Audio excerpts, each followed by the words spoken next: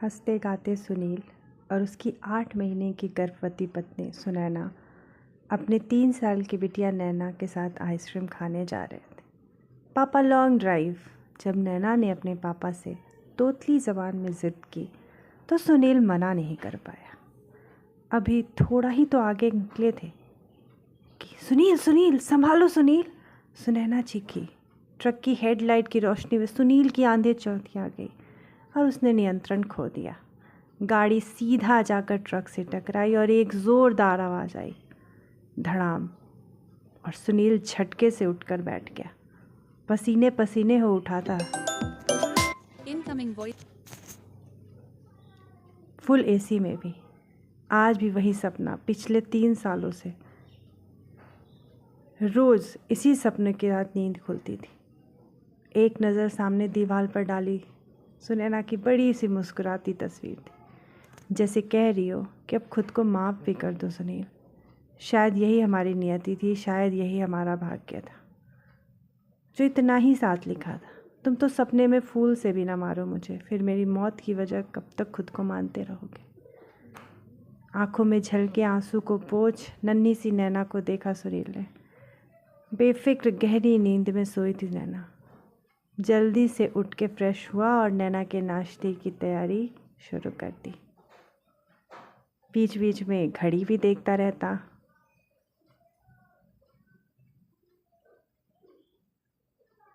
उठो बेटा, स्कूल जाना है। मुझे नहीं जाना पापा, गुनगुनाती हुई नैना बोली। नैना उठो बेटा, और गुदगुदी कर अपनी लाडली को बाहों में ले लिया सुनील ने। सिर्फ एक नैना ही तो रह गई थी सुनील की ज़िंदगी में, जो उसकी सांसें चल रही थी। वरना नैना को तैयार करना, नाश्ता खिलाना और बस में बिठाना, साथ ही अपने ऑफिस की तैयारी करना, ये सब सुबह की भागदौड़ में शामिल था। रोज़ सुबह अपनी मम्मा की तस्वीर से बातें करती नैना।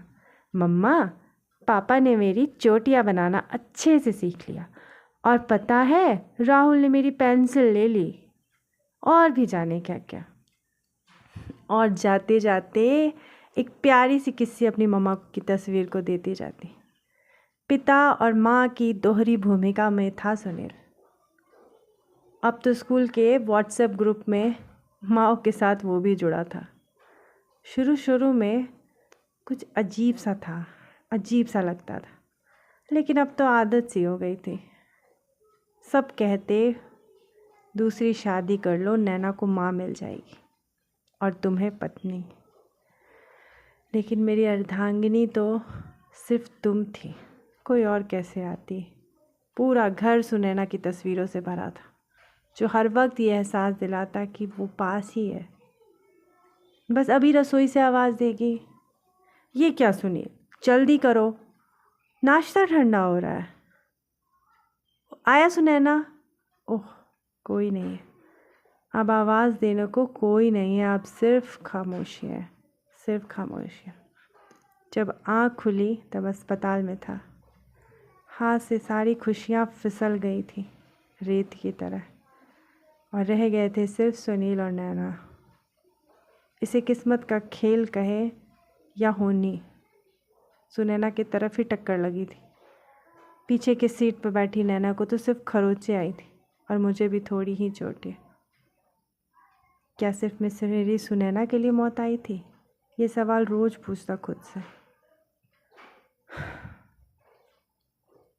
रोज़। मेरा अजन्मा बच्चा भी चला गया अपनी माँ के कोख में ही। बहुत मुश्किल था नैना को संभालना, और उससे भी ज़्यादा खुद को।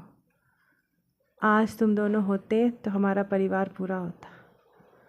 मेरा पहला प्यार हो तुम सुनैना, क्या जल्दी थी मची थी जाने की। रोज़ शिकायत करता सुनैना की तस्वीरों से, लेकिन अब वो कहाँ थी जो रूठती और मैं मनाता। अब तो नैना ही जीने की सहारा है।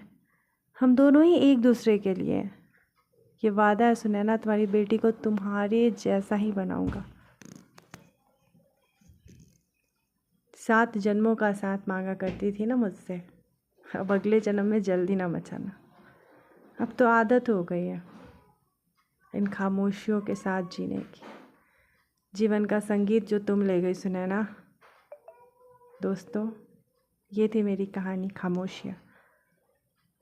सुनील और नैना की कहानी, सुनैना की कहानी और उसके अजन्मे बच्चों की कहानी। आशा है आपको कहानी पसंद आई होगी। अगर पसंद आई हो तो अपना प्यार सुनील और नैना को दें और मेरे चैनल को दें। धन्यवाद।